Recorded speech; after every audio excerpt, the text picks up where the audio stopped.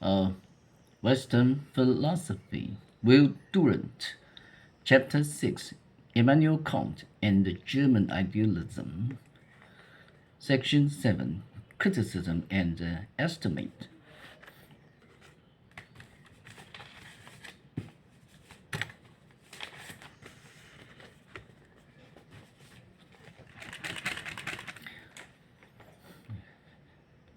And now, how does this complex structure of logic, metaphysics, psychology, ethics, and politics stand today, after the philosophic storms of a century have beaten down upon it? It is pleasant to answer that much of the great edifice remains, and that the critical philosophy represents an event of permanent importance in the history of thought. But many details and outworks of the structure have been shaken. First, then, is space a mere form of sensibility having no objective reality independent of the perceiving mind? Yes and no. Yes, for space is an empty concept when not filled with perceived objects. Space merely means that certain objects are, for the perceiving mind, and at such a position or distance with reference to other perceived objects, and no external perception is possible except of objects in space. Space then is assuredly a necessary form of the external sense. And no, for without doubt such spatial facts as the annual elliptical circuit of sun by earth, though stateable only by a mind, are independent of any perception whatever. The deep and dark blue ocean rolled on before Byron told it to, and after he had ceased to be. Not is space a construct of the mind, though the coordination of spaceless sensations, we perceive space directly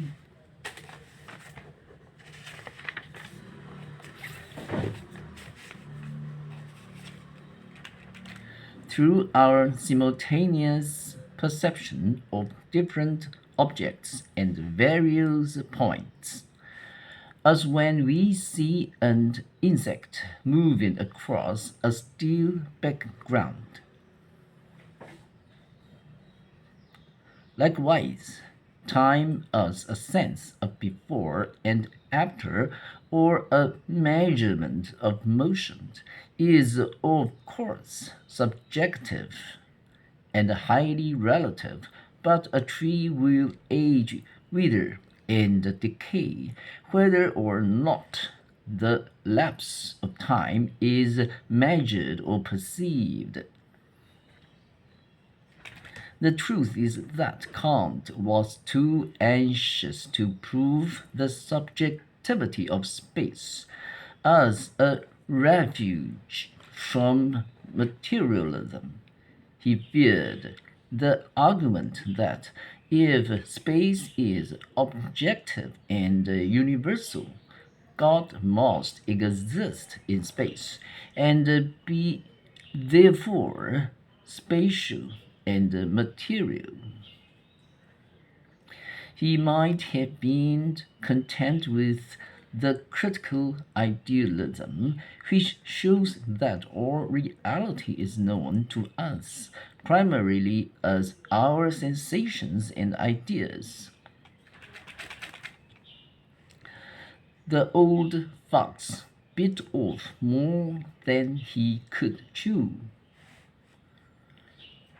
He might well have contented himself, too, with the relativity of scientific truth without straining towards the mirage, the absolute. Recent studies like those of Pearson in England, Mach in Germany, and Henrik Poincaré in France agree rather with Hume than with Kant. All science, even the most rigorous mathematics, is relative in its truth. Science itself not worried about the matter, a high degree of probability contents it. Perhaps, after all, necessary knowledge is not necessary. The great achievement of Kant is to have shown, once for all, that external world is known to us only as sensation, and that the mind is no mere helpless tabula rasa, the inactive victim of sensation, but a positive agent, selecting and reconstructing experience as experience arrives. We can make subtractions from this accomplishment without injuring its essential greatness. We may smile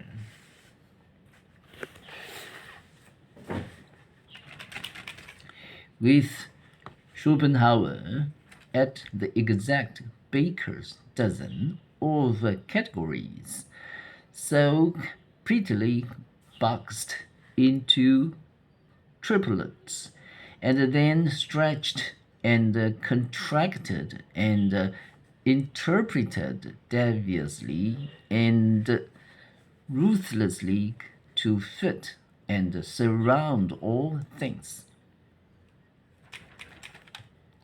And we may even question whether these categories or interpretive forms of thought are innate, existing before sensation and experience. Perhaps so in the individual, as Spencer conceded, though acquired by the race, and then again probably acquired even by the individual.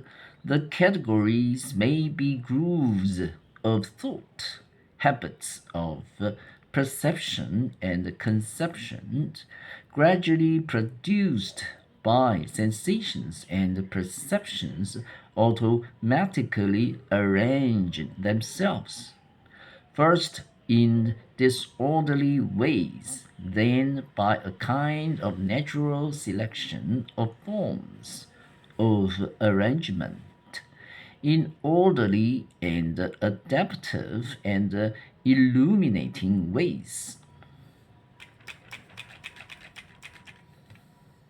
It is memory that classifies and interprets sensations into perceptions and perceptions into ideas.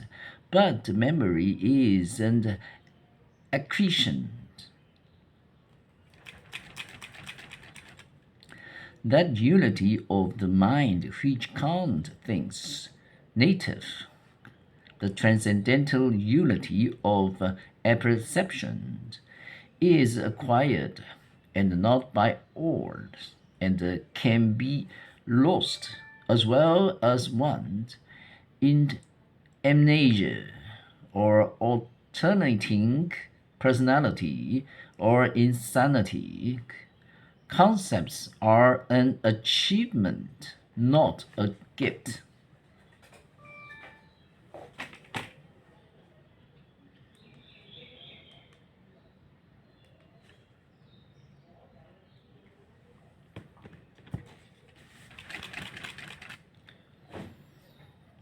The 19th century dealt rather hardly with Kant's ethics. His theory of an innate, a priori absolute moral sense.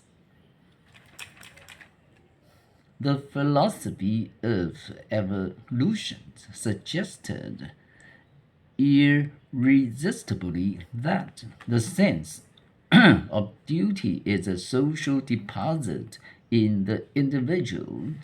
The content of conscience is acquired, though the vague disposition to social behavior is innate. The moral self, the social man, is no special creation coming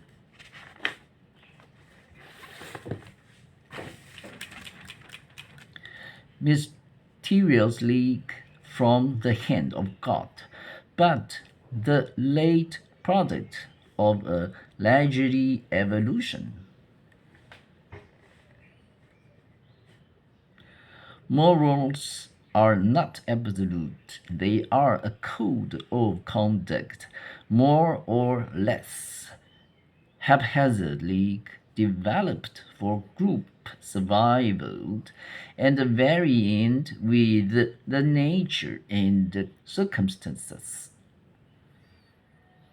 of the group. A people hemmed in by enemies, for example, will consider as immortal that zestful and restless individualism which a nation, youthful and secure in its wealth and isolation, will condone as a necessary ingredient in the exploitation of natural resources and the formation of national character. No action is good in itself, as Kant supposes.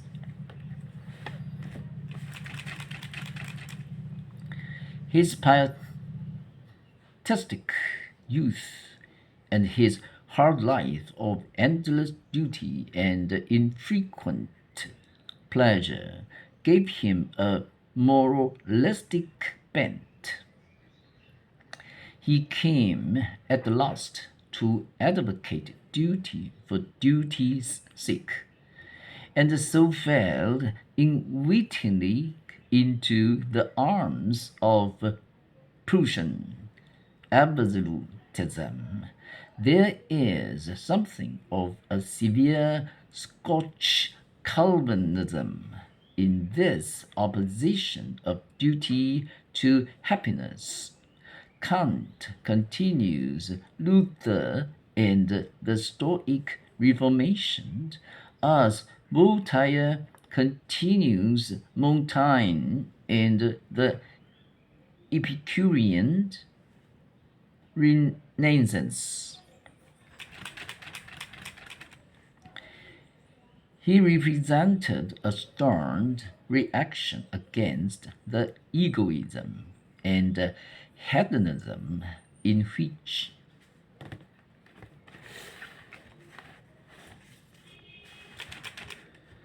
Helvetius and Holbach had formulated the life of their reckless era very much as Luther had reacted against the luxury and laxity of Mediterranean Italy. But After a century of reaction against the absolutism of Kant's ethics, we find ourselves again in a welter of urban sensualism and immortality of ruthless individualism untempered with democratic conscience or aristocratic honor. And perhaps the day will soon come when a disintegrating civilization will welcome again the Kantian core to duty.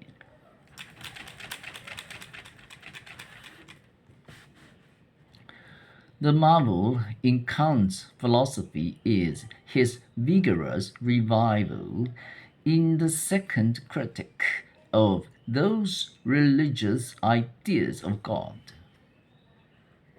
freedom, and immortality, which the first critic had apparently destroyed. In Kant's works, says Nietzsche, critical friend Paul Ree, you feel as though you were at a country fair. You can buy from him anything you want. Freedom of the will and the captivity of the will. Idealism and the refutation of idealism, atheism and the good Lord. Like a juggler out of an empty hat, Kant draws out of the concept of duty a God, immortality and freedom, to the great surprise of his readers.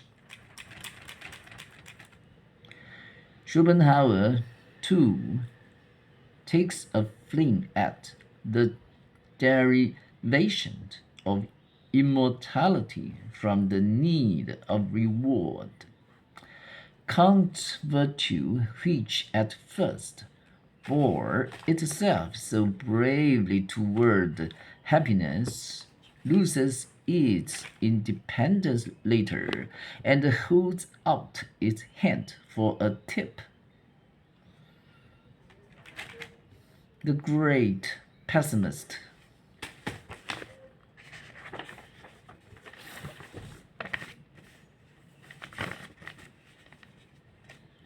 believes that Kant was really a skeptic who, having abandoned belief himself, hesitated to destroy the faith of the people for fear of the consequences to public morals. Kant discloses the groundlessness of speculative theology and leaves popular theology untouched, nay, even establishes it in a nobler form as a faith based upon moral feeling. This was afterwards distorted by the philosophers into rational apprehension and consciousness of God, etc. While Kant, as he demolished old and revered errors, and knew the danger of doing so, rather wished through the moral theology merely to substitute a few weak temporary supports, so that the ruin might not fall upon him, but that he might have time to escape. So, to Heine, in what is no doubt an intentional caricature,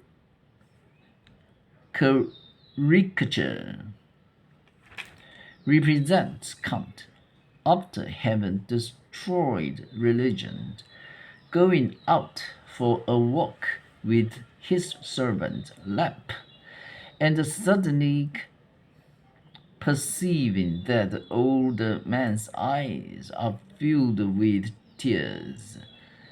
Then Immanuel Kant has compassion and shows that he is not only a great philosopher but also a good man, and half kindly, half ironically he speaks. Old lamp must have a god or less. He cannot be happy, says the practical reason. For my part, the practical reason may then guarantee the existence of God. If these interpretations were true, we should have to call the second critic a transcendental amnestic.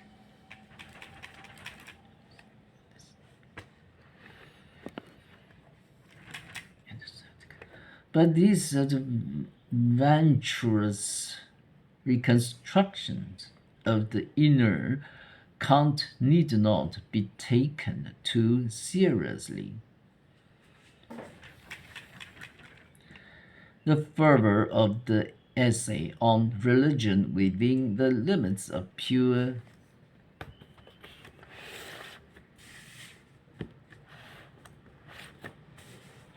reason indicates a sincerity too intense to be questioned, and the attempt to change the base of religion from theology to morals, from creeds to conduct, could have come only from a profound religious mind.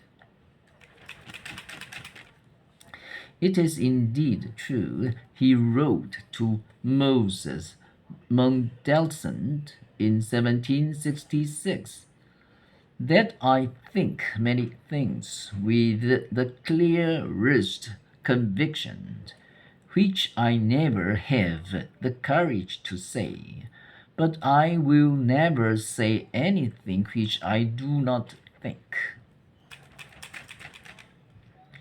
Naturally, a long and obscure treatise like the great critic lends itself rival interpretations. One of the first reviews of the book, written by Reinhold a few years after it appeared, said as much as we can say today.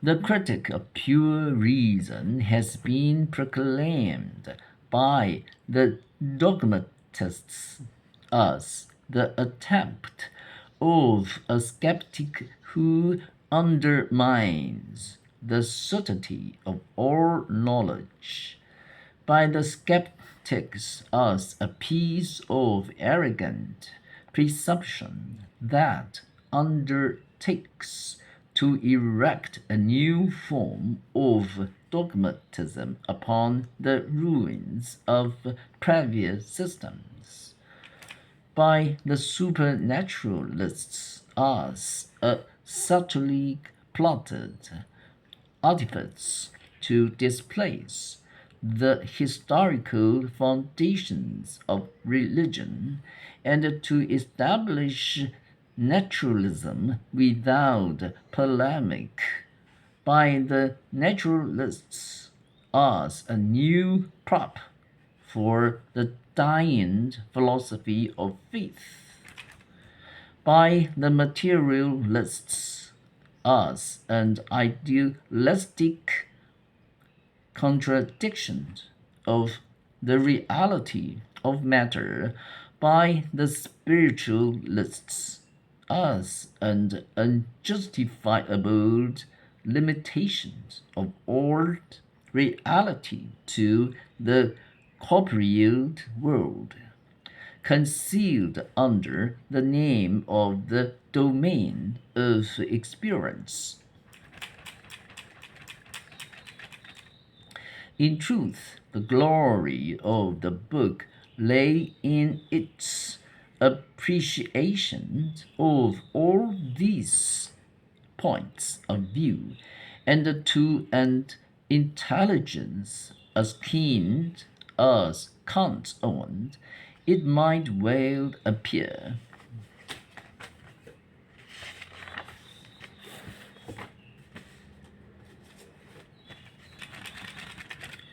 that he had really reconciled them all, and fused them into such a unity of complex truth as philosophy had not seen in all its history before.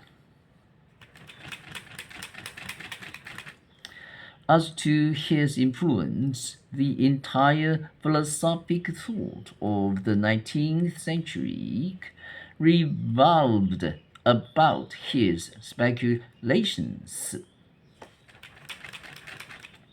After Kant, all Germany began to talk metaphysics.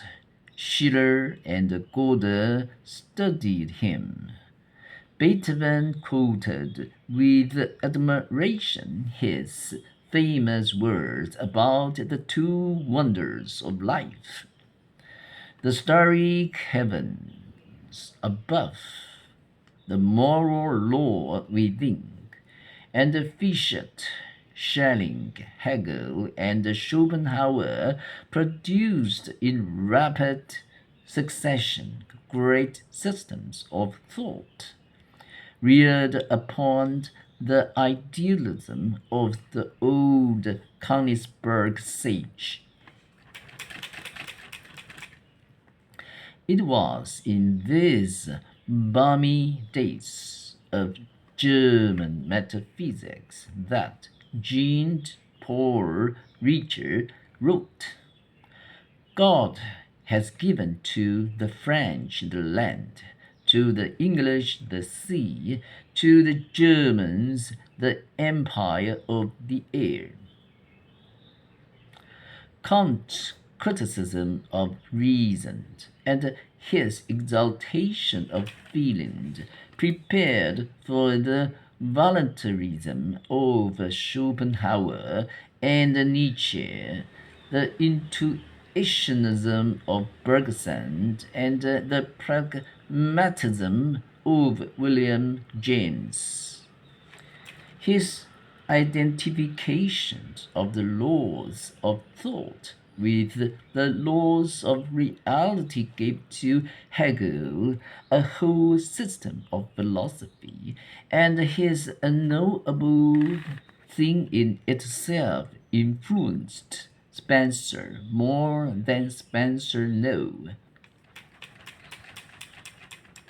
Much of the obscurity of Carlyle is traceable to his attempt to allegorize the already obscure thought of Goethe and Kant, that diverse religions and philosophies are but the changing garments of one eternal truth. Caird and Green and Wallace and Watson and Bradley and many others in England owe their inspiration to the first critic, and even the widely innovating Nietzsche takes his epistemology from the great gentleman of Königsberg, whose static ethics he so excitedly condemns. After a century of struggle between the idealism of Kant, variously reformed, and the materialism of the Enlightenment, variously redressed, the victory seems to lie with Kant. Even the great materialist Helvetius wrote, paradoxically, men, if I may dare say it, are the great, are the creators of matter. Philosophy will never again be so naive as in her earlier and simpler days. She must always be different hereafter and profounder because Kant lived. The section is over.